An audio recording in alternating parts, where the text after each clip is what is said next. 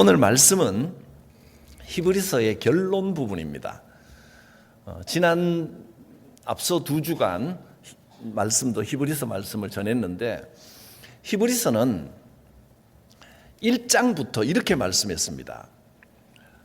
과거에 옛날 옛적부터 여러 가지 방법으로, 그러니까 제사라는 방법, 또 여러 선지자들의 선언, 제사나 제사장이나 선지자나 이런 방법으로 영광 받으시던 하나님께서 이제 마지막 때, 이 시대 마지막 때는 어떤 방법으로 영광을 받으시고 어떤 방법으로 하나님의 뜻을 알리시겠습니까?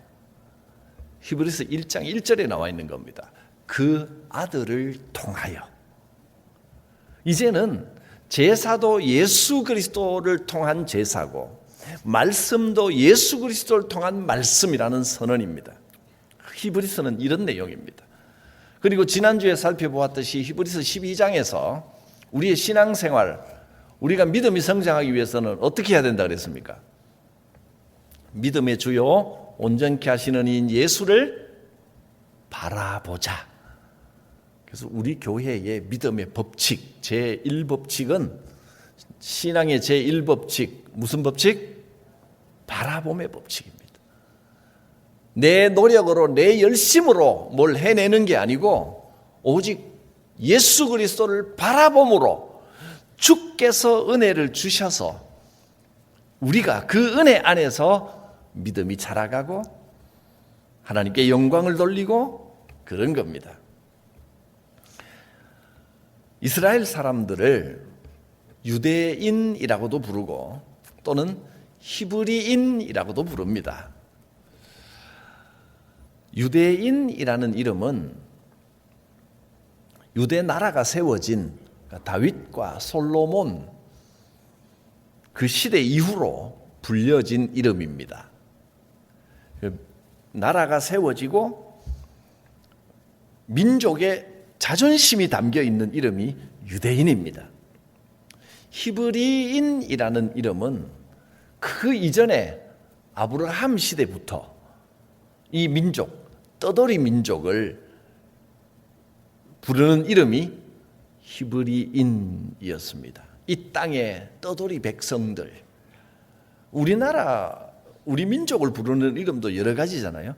한민족이라고 하기도 하고 동이민족이라고 하기도 하고 뭐 조선인이라고 하기도 하고 그 나라에 따라 부르기도 하고 그런 것처럼 유대인, 히브리인 여러 이름이 있는 겁니다. 히브리라고 하는 이름에는 아주 오랜 역사를 가지고 하나님의 선택과 하나님의 인도하심이 함께 하시는 민족이라 이런 고백이 담겨 있는 겁니다. 또 유대인이라고 부를 때는 하나님께서 나라를 세워주시고 우리를 하나의 국가로 만들어주시고 하나님께서 우리를 부흥케 하신다는 그런 신앙 고백이 또 담겨 있기도 합니다.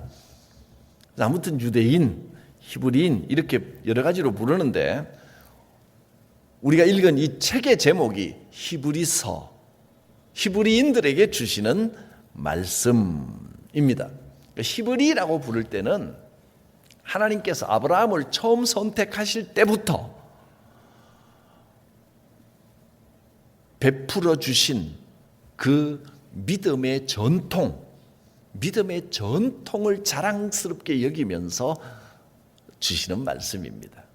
하나님께서 택하신 민족, 하나님께서 이끌어 오신 민족인 여러분이 어떻게 신앙생활을 해야 되는지를 알려드리겠습니다. 그러면서 이 구약 시대의 제사와 예수님의 십자가 사건을 비교를 했습니다. 옛날 옛적부터 하나님께서 여러 가지 방법으로 여러 가지 모양으로 하나님의 뜻을 나타내셨는데 이제 마지막 때는 아들을 통하여 예수님을 통하여 그 뜻을 나타내 보여주시는 겁니다. 히브리서 1장 1절이 이렇게 선언하고 시작했다는 거예요. 이렇게 시작합니다. 옛적에 선지자들을 통하여 여러 부분과 여러 모양으로 우리 조상들에게 말씀하신 하나님이 이 모든 날 마지막에는 아들을 통하여 우리에게 말씀하셨으니, 히브리서 1장 1절 2절입니다. 구약 시대의 수많은 그 전통들이 예수 그리스도 안에서 이 아들을 통하여 나타나기 때문에 여기서 완성이 되었습니다. 그것을 말씀해 주는 것이 히브리서입니다. 그러므로 우리는 예수 그리스도를 바라보기만 하면 됩니다. 예수 그리스도께서 대제사장이 되셔서 제사장 역할을 하시고, 예수 그리스도께서 희생 제물이 되셔서 짐승 대신 죽으셨고, 그래서 예수님이 완전한 대제사장이기 때문에 우리는 지금 예수님 말고 다른 어떤 제사장을 통해서 드리는 다른 제사를 드릴 필요가 있다 없다? 없습니다. 다른 짐승을 잡아서 바칠 필요가 있다 없다? 없습니다. 예수님께서 완전한 제사장, 완전한 짐승이 희생 제물이 되셨기 때문에 이제는 우리는 소나 양을 잡지 않습니다. 우리의 모든 허물을 예수님께서 다 담당하셨기 때문에 다 따로 짐승 제사를 드리지 않습니다. 제사장도 필요 없습니다. 예수님이 제사장이기 때문에 그렇습니다. 그러면 우리는 어떤 제사를 드려야 될까요? 제사의 기본은 뭐냐 하면 성도들이 모이는 겁니다. 그래서 모세 시대에 성막을 만들었는데 그 성막을 또 다른 이름으로는 회막이라고도 불렀습니다. 사람들이 모여야 하나님이 기뻐하신 예배를 온전하게 드릴 수가 있는 겁니다. 회막이 곧 성막이고 성막이 곧 회막입니다. 예배는, 제사는 기본적으로 공동체적인 겁니다. 그래서 누군가가 소 한 마리를 가지고 하나님께 바치면 그 사람이 바친 소는 거기에 참여하는 모든 사람이 함께 드리는 제사의 제물이 되는 겁니다. 누가 가져와도 우리 모두의 제물이 되는 겁니다. 그러니까 예배는 기본적으로 공동체적입니다. 지금 코로나 이후로 특수한 상황에는, 어려울 때는 편의를 위하여 영상으로 예배를 드릴 수 있도록 우리가 실시간으로 지금 이 예배도 영상으로 나가고 있습니다. 근데 영상으로 드려도 똑같이 혼자서 예배 드리지 그리고 집에서 영상 예배만 드리는 것은 어쩔 수 없는 경우에는 그렇게라도 당연히 해야 되지만, 영상 예배가 함께 모여드리는 공동체 예배를 대신할 수는 없습니다. 절대 그렇게 안 됩니다. 함께 모이는 것이 예배의 기본이기 때문입니다. 제사는 기본적으로 모여서 드리는 겁니다. 그리고 본문에는 3가지 제사를 말씀했습니다. 이제 예수 그리스도의 피로 드리는, 예수를 바라보는 제사는, 아들을 통하여 드리는 제사는 짐승을 잡는 게 아니고 뭘 드려야 되느냐, 이 3가지를 반드시 드려야 됩니다. 첫째, 입술의 제사. 15절에 우리는 예수로 말미암아 이제는 예수님 덕분에 짐승 제사가 아니라 무슨 제사? 찬송의 제사를 하나님께 드리자. 짐승 제사는 끝났습니다. 이제 찬송의 제사를 드리는 겁니다. 찬송이 꼭 노래로, 멜로디로만 해야 찬송이 되는 게 아닙니다. 우리의 말로 하나님께 감사를 드립니다. 영광을 돌립니다. 이것도 찬송입니다. 이는 그 이름을 증언하는, 예수의 이름을 증언하는 입술의 열매니라. 찬송의 제사를 드려야 됩니다. 멜로디가, 음악은 참 좋은 것이 마음이 답답하고 기도도 나오지 않고 찬송이, 하나님께 찬송을 드리고 싶은데 찬송이 잘 안 될 때 멜로디를 통해서, 노래를 통해서 부르면 마음이 열리기 시작하기 때문에 멜로디가 도움을 주는 것이지, 음악으로 멜로디로 해야만 찬송이 되는 건 아닙니다. 하나님께 감사합니다. 하나님을 높여드립니다. 그게 찬송입니다. 하나님을 높이는 말입니다. 입술로 제사를 드리는. 두 번째, 행위의 제사입니다. 그 다음 절 16절에 이렇게 나와 있죠. 선을 행함과 서로 나누어 주기를 잊지 마라. 하나님은 이 같은 제사를 기뻐하시느니라. 짐승 제사가 아니라 행위의 제사입니다. 선을 행하는 제사. 근데 선을 행하는 게 어떤 게 선일까요? 하나님 보시기에 선한 게 뭐냐 하면 성경이 말하는 선한 행위는 분명합니다. 하나님 앞에 선한 것은 뭐냐 하면 모든 성경이 말하는 선은 관계적인 겁니다. 하나님과의 관계입니다. 그러니까 나 혼자 뭐 잘해보겠다고 하나님은 가만 계세요. 하나님 아니라도 내 혼자 힘으로 해낼 수 있습니다. 내가 열심히 하면 됩니다. 이건 선이 아니고 악입니다. 죄입니다. 창세기에 아담이 그랬잖아요. 아담과 하와가 하나님께서 도와주시지 않아도 우리 힘으로 선과 악을 분별할 수 있습니다. 내가 열심히 하면 해낼 수 있습니다. 그게 바로 죄입니다. 그게 선이 아니에요. 선은 하나님과의 올바른 관계를 가지는 것이 선입니다. 하나님을 인정하는 게 선한 거예요. 하나님 없이는 나는 아무것도 할 수 없습니다. 그게 선한 겁니다. 그게 믿음 생활 잘하는 것이지 내가 멋지게 해내겠습니다. 그건 죄라고 부르는 겁니다. 나 혼자 힘으로 할 수 있습니다. 할 수 없는 인간이 할 수 있다고 하니까 그게 죄죠. 그게 선을 행하는 건 관계적인 겁니다. 또 사람과 사람 사이에도 마찬가지입니다. 다른 사람에게 선을 행하려면 어떻게 해야 됩니까? 내가 그냥 가진 게 많으니까 도와주고 베풀어주고 이러면 선한 건가요? 그거 가지고 안 됩니다. 그건 일방적으로 호혜를 베푸는 게 선이 아니고 선은 기억하십시오. 관계적인 겁니다.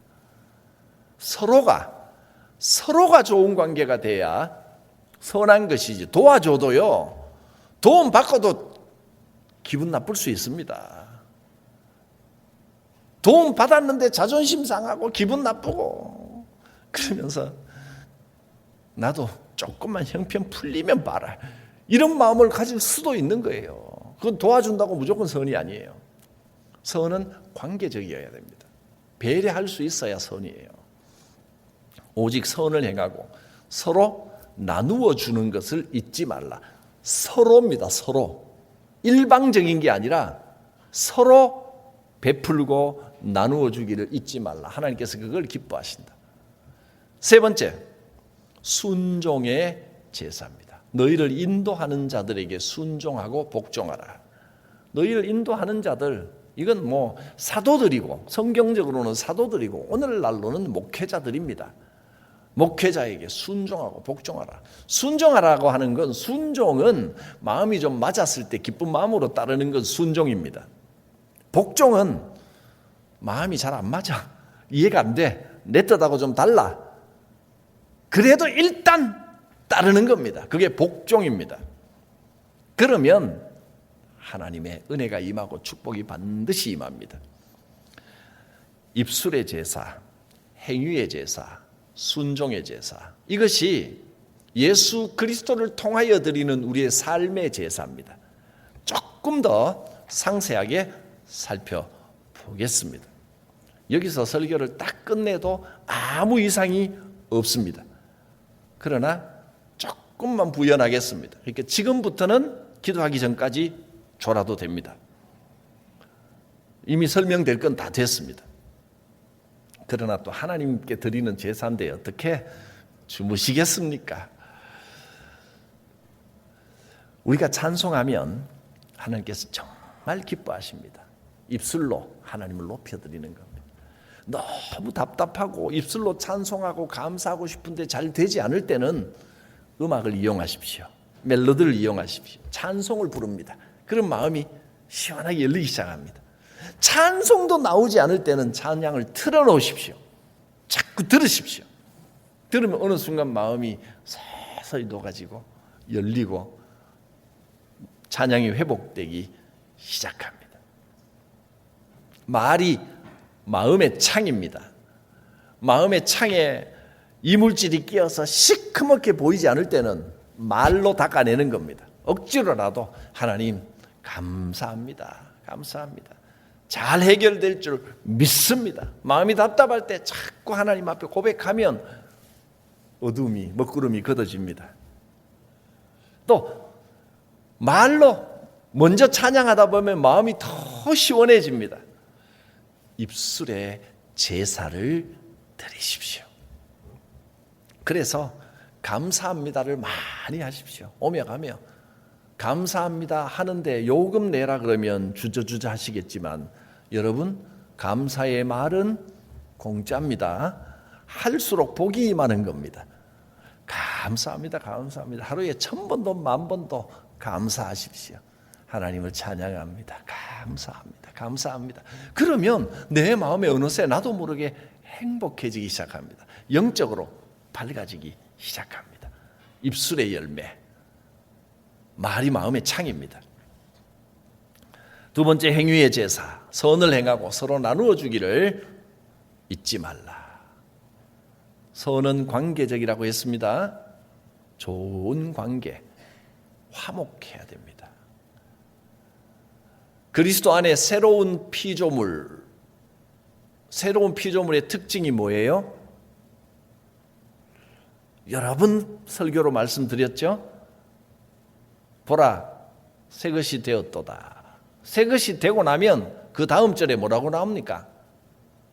하나님과 화목, 사람과 화목.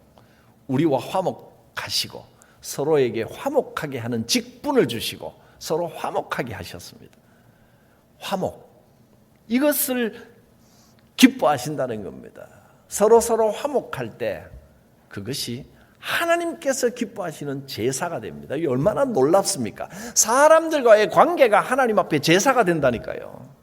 하나님께서 그것을, 이 같은 제사를 기뻐하시느니라. 그러니까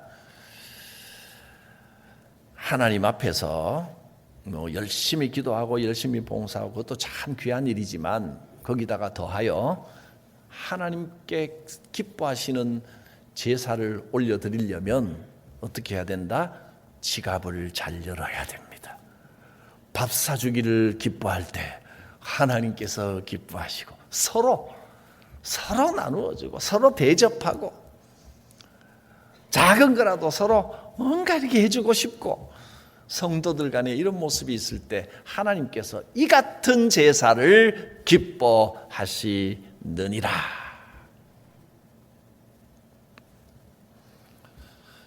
서로 좋은 일을 하고 서로 교제하는 겁니다. 서로 너무 이 베푸는 것도 일방적으로 계속 갈 때는요, 나중에는 이게 갈등거리가 됩니다.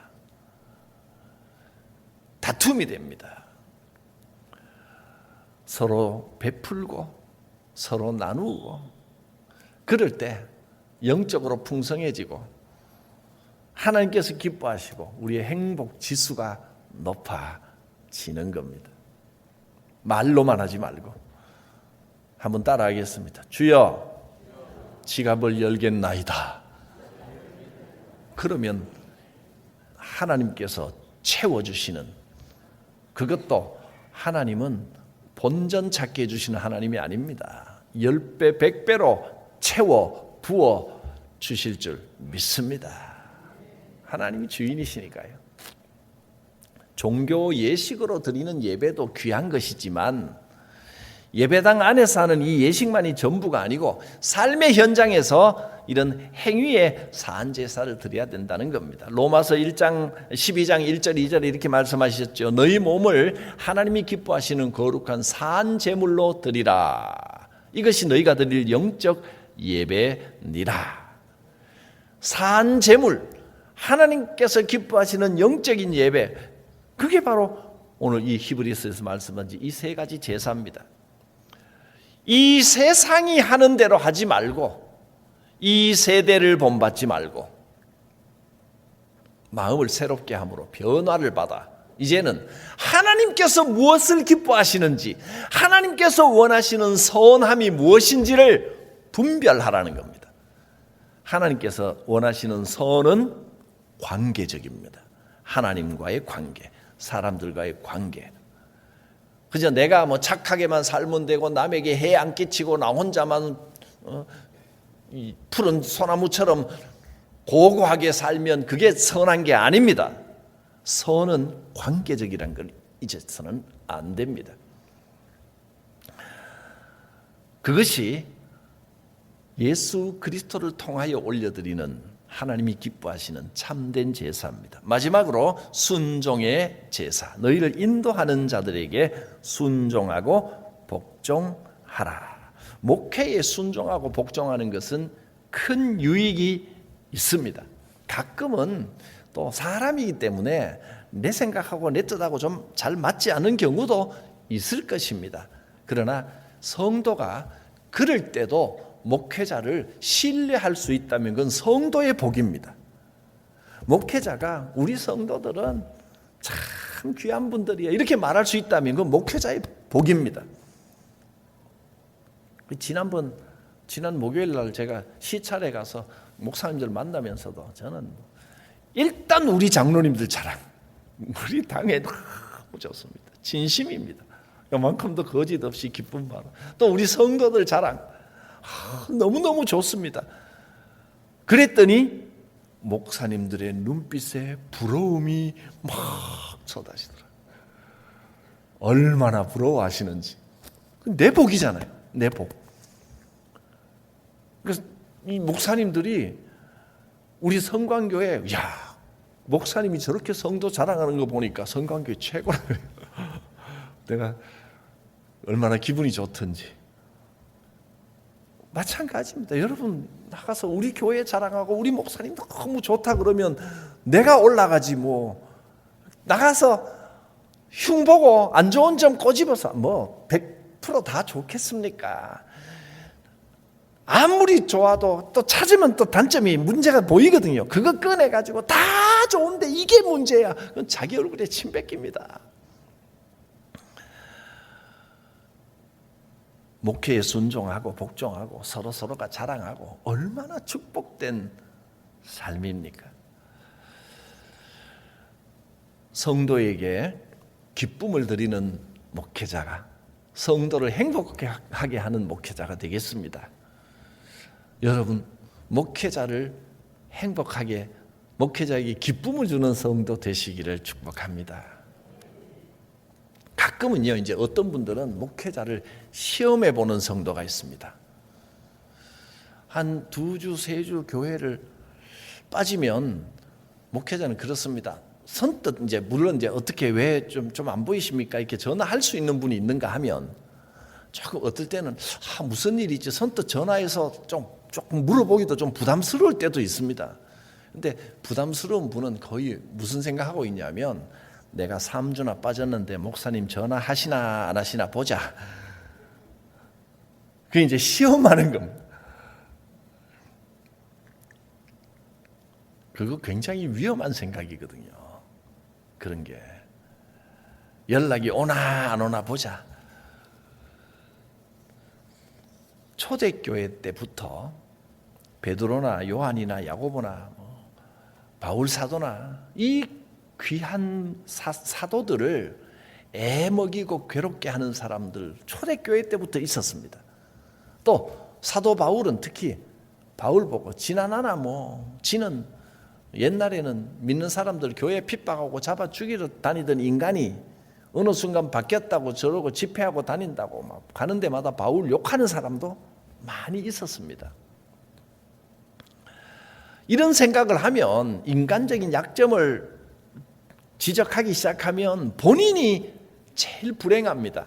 영적으로 참 불행합니다. 순종하고 복종해야 될 이유를 오늘 성경이 이렇게 말씀했습니다. 너희를 인도하는 자들에게 순종하고 복종하라. 그들은 너희 영혼을 위하여. 이 세 번역으로 한번 볼까요? 여러분 지도자들, 교회 지도자들, 목회자들의 말을 또 여기서는 이렇게 보면 목회자뿐이 아니라 우리 이 교회의 권위, 당회의 권위 이런 의미도 되겠습니다. 교회를 이끌고 가는 지도자들에게 그들의 말을 고지 듣고 그러니까 이 당에서 이렇게 하기로 했습니다. 목사님이 이렇게 하기로 했습니다. 그러면 뭐 또 그게 뭐 이렇고 저렇고 불만하고 이러면 이제 서로가 피곤해지는 겁니다. 결정된 것은 굳이 듣고 그들에게 복종하십시오. 고지 듣고라는 말을 이제 개역 개정에는 순종하고라고 번역을 했죠. 그리고 복종하라 그랬습니다. 생각이 100% 맞지 않아도 일단 따르라고 했습니다. 그들은 여러분의 영혼을 지키는 사람들이요. 여기는 영혼을 경성한다고 했는데, 그 다음에 이 성경에는 개역 개정판에는 뭐라고 했냐면 자기들이 청산할 자인 것 같이 하느니라. 이게 무슨 말인지 좀 어려울 것 같아서 제가 세 번역을 가지고 왔습니다. 이 일을 장차 하나님께 보고 드릴 사람들입니다. 이렇게 번역을 했습니다. 이 말씀 그대로 문장대로 하면 여러분 진짜 저한테 잘 보여야 되겠습니다. 내 나중에 하나님께 여러분 고과를 채점해서 올려드린다는 거 아닙니까? 여러분께 보고 드릴, 이분은 이렇게 신앙생활을 보고 드릴 사람들인데, 근데 이 말은 정말로 목회자가 뭐 그런 일을 한다는 뜻이 아니라 목회자가 목회하는 일에 어려움을 겪지 않도록 잘 협조하는 사람이 되라, 그런 뜻으로 받으면 되겠습니다. 그러므로 여러분, 그들이 즉 교회 지도자들, 목회자들이 이 일, 목회의 일을 기쁨으로 하게 하십시오. 이렇든 저렇든 저는 은퇴할 때까지 목회할 겁니다. 이 교회에서 있을 겁니다. 이 반응이 불안하네. 중간에 또 여러분 여러분이 좋든 싫든 나는 여기에 뼈를 묻을 겁니다. 어쨌든지 묻을 겁니다. 여기서 죽으나 사나 성광교회 목회자입니다. 은퇴할 때까지 목회할 겁니다. 그러나 중요한 건 그게 아니고 기쁜 마음으로 할 수 있도록 서로가 노력해야 됩니다. 어차피 하는 목회지만 탄식하면서 하게 하지 마십시오. 그렇지 않으면 여러분에게 유익하게 되지 못합니다. 정말 은혜가 되고 영적인 생활이 축복이 되게 하려면 목회자를 탄식하게 하지 말고 실제로 탄식하게 하는 일이 많이 있다는 겁니다. 목회자도 잘해야 됩니다. 잘해야 되고 겸손해야 되고 또 성도들 행복하게 해야 되고, 저는 저 나름대로 노력하고 성도들은 성도들 나름대로 노력하고, 그래서 서로 관계가 좋을 때 그게 은혜고 그게 축복입니다. 또 은혜고 축복 정도가 아니라 그것이 뭐라고요? 하나님께 제사가 된다는 겁니다. 예수 그리스도를 통하여 드리는 제사는 입술의 제사, 행위의 제사, 순종의 제사입니다. 기도합니다. 하나님, 크고 놀라운 영적인 비밀을 오늘 말씀을 통하여 우리에게 선포해 주셨습니다. 우리가 예수 그리스도를 통하여 올려드릴 참된 제사는 입술과 행위와 순종의 제사임을 알았습니다. 우리가 주일마다 함께 모여 공동체의 제사를 드리면서 입술과 순종, 행위와 순종, 이 제사를 잊지 않게 하시고 영적인 큰 유익을 누리게 하시고 하나님께 영광되게 하여 주시옵소서. 예수님의 이름으로 기도드립니다. 아멘. 주신 말씀에 우리의 믿음의 고백으로 응답합니다. 사도신경 드립니다. 나는 전능하신 아버지 하나님, 천지의 창조주를 믿습니다. 나는 그의 유일하신 아들 우리 주 예수 그리스도를 믿습니다. 그는 성령으로 잉태되어 동정녀 마리아에게서 나시고